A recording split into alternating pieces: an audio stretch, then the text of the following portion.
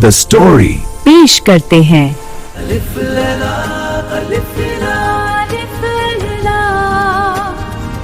अलिफ लैला की कहानी मुल्क फारस के सुल्तान शहरयार की है। ये सुल्तान नेकी का आलमदार था। उसे इल्म से गहरा लगाव था। हिकमत की बातें उसे पसंद थीं, लेकिन एक छोटी सी बात ने बादशाही वकार रखने वाले सुल्तान आजम के दिली जज्बात को कुछ इस तरह मजरूह कर दिया कि अपनी एक बेगम की बेवफाई ने उसके दिल में औरतों के खिलाफ नफरत का दहकता हुआ जहन्नम भड़का दिया। औरतों से नफरत की इस आग को सर्द करने के लिए उसने एक अजीब सा रास्ता इख्तियार किया। वो हर रोज एक नई लड़की से निकाह करता और शबे उरूसी के खत्म होते ही उसे मौत के हवाले कर देता। दुल्हनों की आहो पुकार से सुल्तान आजम के दिलो दिमाग को एक अजीब सी तस्कीन और अजीब सी मुसर्रत हासिल होती। ये खूनी रविश रियासत के बाशिंदों की नींद हराम कर चुकी थी। यहाँ तक कि बादशाह के दरबार के वजीर, उमरा और काजी सभी परेशान थे। काजी दिन रात अल्लाह से दुआ मांगता, ऐ अल्लाह, सुल्तान को सीधी राह दिखा, उसके दिल से नफरत की आग बुझा दे। लेकिन सुल्तान के जुल्म को कोई रोक ना सका। लोग डर के मारे शहर छोड़कर जाने लगे और मुल्क फारस पर खौफ का साया और गहराता चला गया। अल्लाह।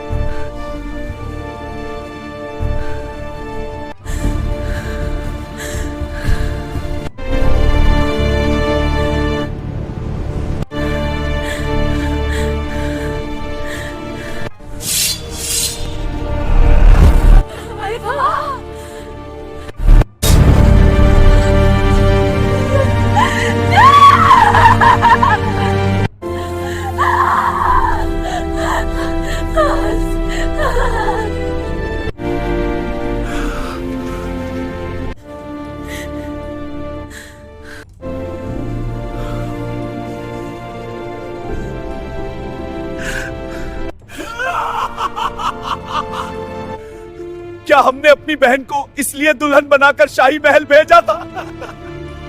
आप इस शहर के काजी हैं। बताइए, कब तक ये बूढ़े अपने जवान बेटियों के जनाजे उठाते रहेंगे? क्या इस मुल्क में आंसुओं का भी कोई हिसाब नहीं? आपकी रसाई तो सुल्तान तक है। क्या आप हमारी इल्तिजा शाही अवाम तक नहीं पहुंचा सकते? सुल्तान इस वक्त जुनून और इंतकाम की वहशत में डूब चुका है। उसका बहसी जुनून उसकी अकल को खा रहा है। सुल्तान का जुनून उसकी अकल नहीं, हम रियाया की बेटियों की जिंदगियां खा रहा है। यह जुल्म अब तहजीब और इंसानियत की तमाम हदों को पार कर चुका है। हो सकता है शायद इस मसले का कोई हल सिर्फ वजीर आला के पास ही हो चुका।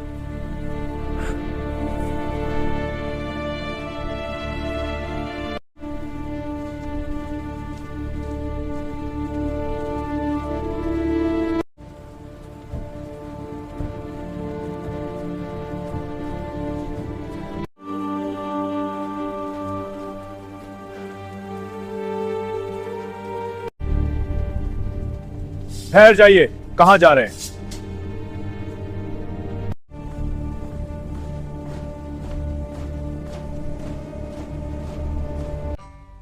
काजी शहर की खिदमत में एक हकीर गुलाम का सलाम कबूल हो। हमारा पैगाम वजीर आला तक बिना ताखीर पहुंचाया जाए। हुजूर कमरा खास में तशरीफ रखें, हम फौरन इत्तला देते हैं।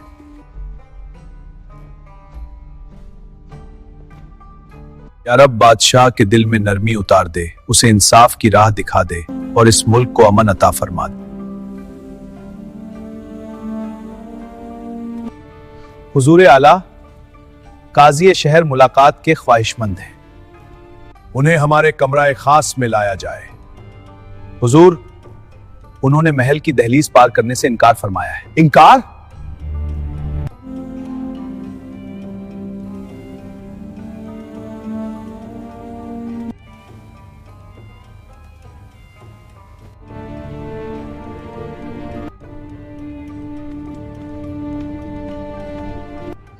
मोहतरम काजी साहब, अल सुबह महल पर आपकी तशरीफ आवरी किस वजह से हुई?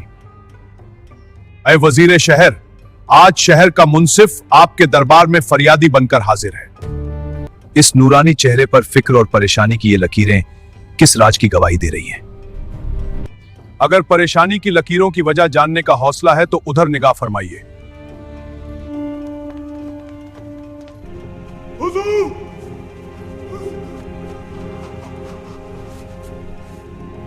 मैंने खून पसीना एक कर कर अपनी बेटी को बड़ा किया था। एक दिन अपने हाथों से उसे डोली में बिठाकर रुखसत कर सकूं, मगर आज बताइए उसी बेटी को किन हाथों से कब्र में दफन करूं? बताइए हुजूर, बताइए। क्या हमने अपनी बहन को इसलिए दुल्हन बनाकर शाही महल भेजा था?